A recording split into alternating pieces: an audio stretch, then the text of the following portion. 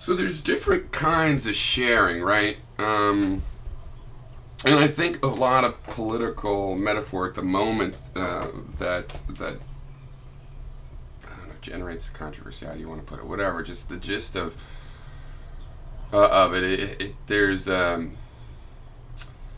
people have a lot of different frames that they apply to common things, and there are still other more technical ways that nobody seems to use. So, for example, in this necessary cooperation idea, which is my attempt so far to get into this issue, that I think our framing about sharing makes so difficult. So, for example, this is what I'm saying now. Nobody wants to be forced to share, right? And that's why I was talking about it. You really want a system where things are naturally distributed. People get, their necessary share for their survival, or for that matter, a feeling of fairness. If the whole group is wealthy, just barely surviving might not really be a fair amount. And that's where we decide necessity or propriety and stuff. But you want a system that distributes that to those people. You don't want it to all go to one person and ask that guy to be altruistic, because first of all, is he really being altruistic? I mean, why is everything rigged to go to him? And given that there's a group of people that are sharing, for example, this island I'm on, we're all here. That's what I want to get into. Now, there's different kinds of sharing, as I was saying before. And metaphorically, I think you have some huge, but which can be invisible as they play out in our subconscious, differences between sharing a space and sharing some material thing. Now, what we want in a social system is to address this sharing of space. Not just space, but the metaphor of sharing a space. Right? Metaphor of sharing a space. Okay, so let's get to taxes, for example. I think a lot of the conservatives do not like taxes on this guttural level, right? Even if they can afford to pay them. Even if they think even if they think that a government that was smarter and was spending the money smarter, like it does on defense or something, would be worth paying for. It's the forced sharing aspect. But that's the funny thing. That's the arbitrary thing about framing. Now, you could think of taxes as forced sharing, like I came to this property justly. Why am I forced to share it? But if you see it as a fee, that's what you pay for access to the shared facilities, roads and things like that, shared like air. You're not being asked to cut your piece, you're being using something that is conceptualized as common property. Not common to everybody, not common because you're a human, because you're in the United States and you're either paying your fee or you're covered under somebody that is. Or you're in some exception where you're not asked to pay a fee, but nobody's in that position. Everybody has to pay some of the fees. Now, if they saw their taxes as paying a fee, they could be proud of it. Yeah, I paid $30,000 to be part of this, just like they're proud. Look, I paid $200,000 for that Ferrari. That doesn't seem to grind on their gears. And they'd be like, yeah, I paid, $200,000 taxes to be in this club and a premium member in this club. Too bad you're too poor to do that. That's why you can't come in here. They could have that kind of elitist pride in consumerism if they had a different metaphor for it. Now you go, oh, but we don't like the services we get. Well, that wouldn't matter. See, if you were in a country club that costs $10,000 a year, like they do, or $30,000 a year, like they do,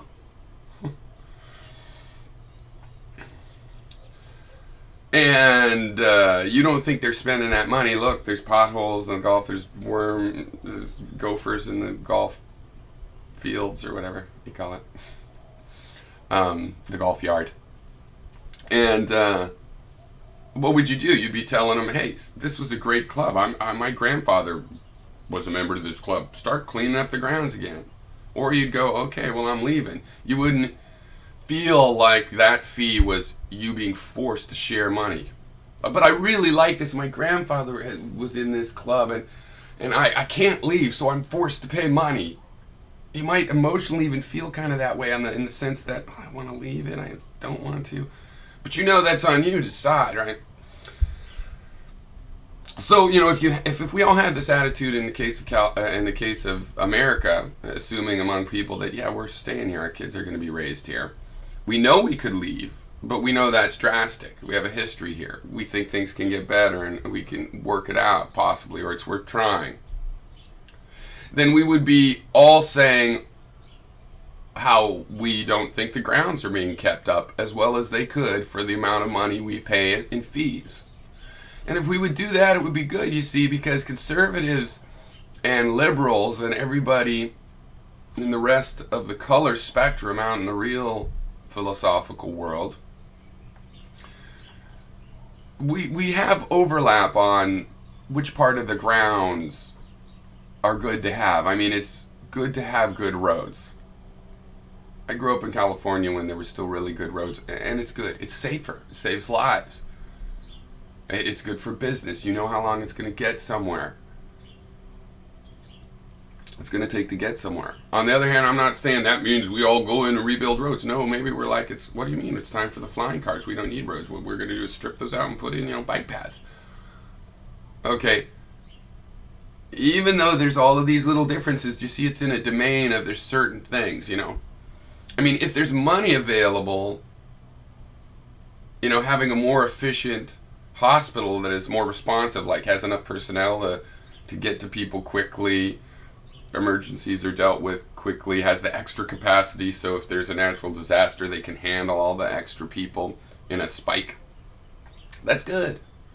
I mean, if it happens from private charities starting hospitals or for-profit hospitals or the government or a fusion, which is I think what we're in now, of all of these forces trying to do these things, if it happened, it would be good. And so we can go back and, okay, we find out I didn't solve all of the controversy because we have all these different ideas about what is the best way to make a better road. Some people think the way to make a better road is have toll roads. Okay, so it gets really quickly divergent again.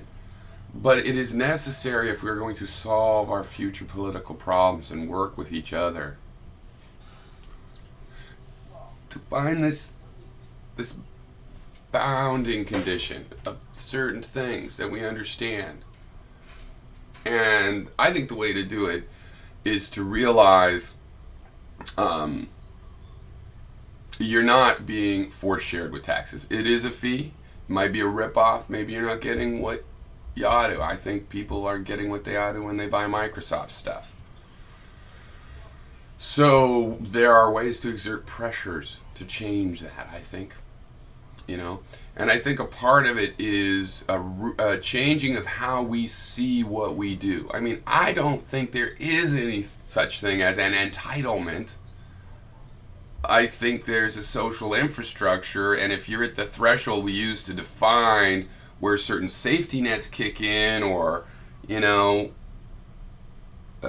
details, need a driver's license on the road, and so it goes. So I like to hear what people say on that, and also how if there's other.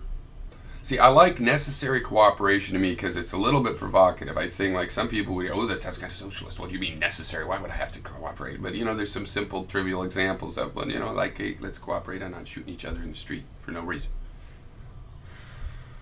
But on the other hand, people are like, yeah, there's necessary cooperation. You can't jump in there and immediately say, like even healthcare, is that necessary? We're asking that question. So by asking that question, we're not making assumptions about what is necessary cooperation, right? or how you get there. Let's say everybody needs to have a fair share there. It doesn't mean that you have to have an air tax where you come to people's house and take 20% of the air out of their lung, right? You don't need to do that for that particular goal. So we need to spread out, what is the core of necessary cooperation? I would say that it's the need to share space and space-like resources, right? Like air. And again, not that air is a space. I'm saying that the logic of space sharing works on air and other kinds of materials. And it's different from wealth confiscation notions of force sharing, because people, you don't want, sharing is something optional, right? If you were having to give money to someone,